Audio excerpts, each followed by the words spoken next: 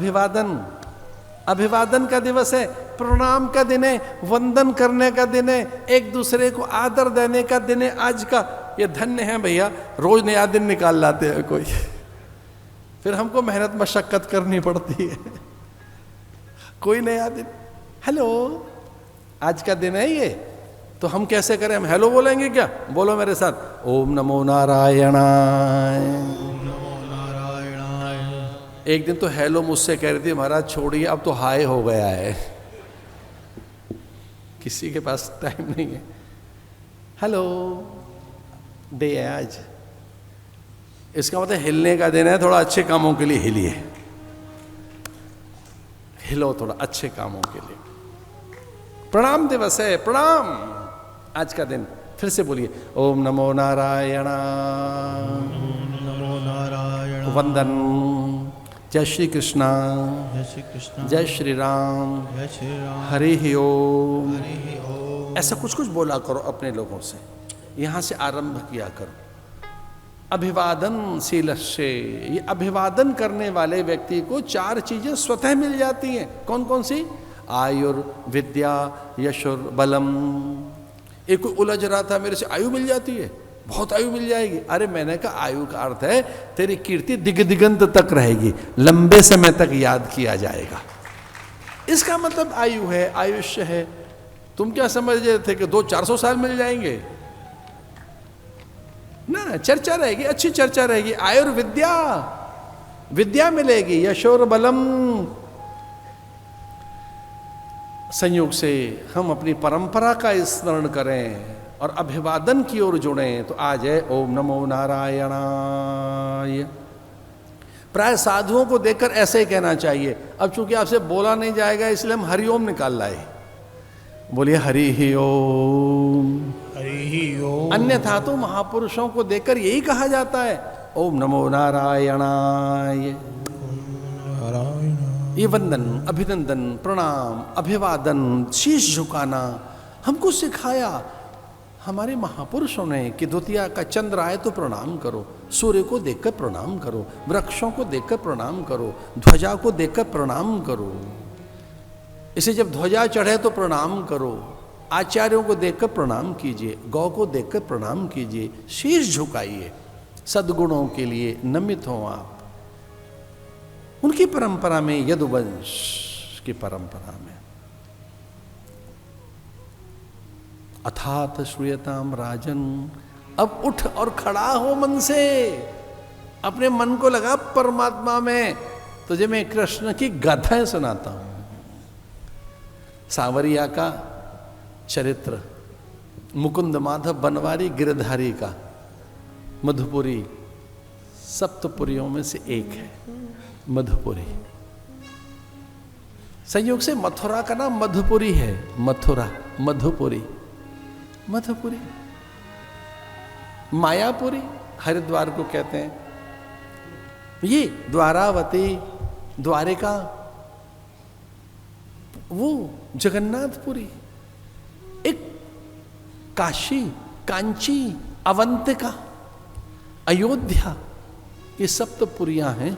अयोध्या, मथुरा, माया, काशी, कांची, अवंतिका, पुरी, द्वारावती, जैव सप्तिता मोक्षदायिका। अद्भुत पुरी, ये द्वारिका पुरी।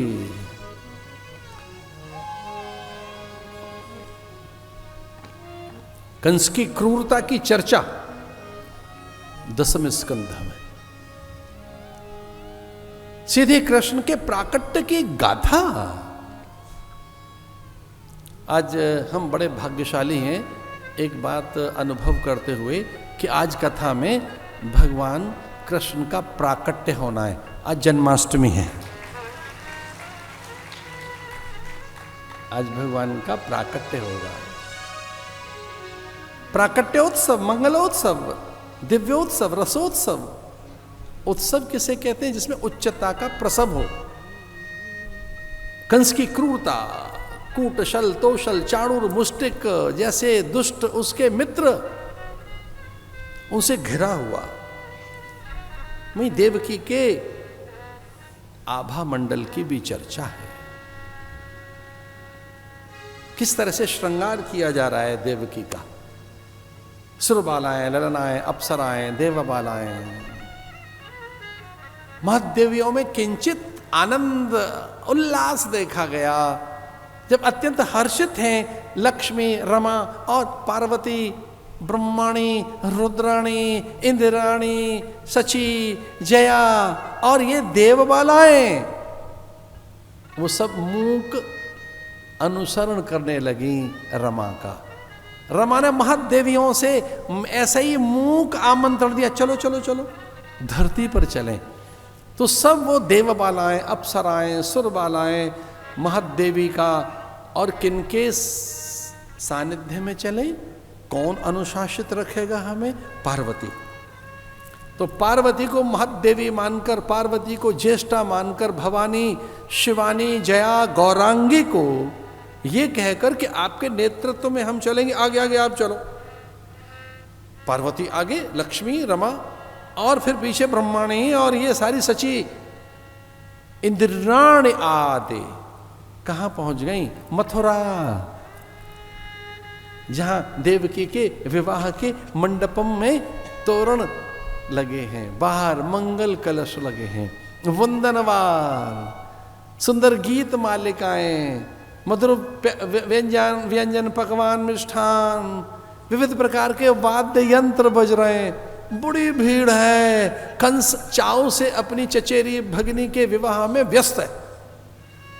जो मूढ़ है, जड़ था, जिसने अपने माता पिता को कारागृह में डाल रखा था,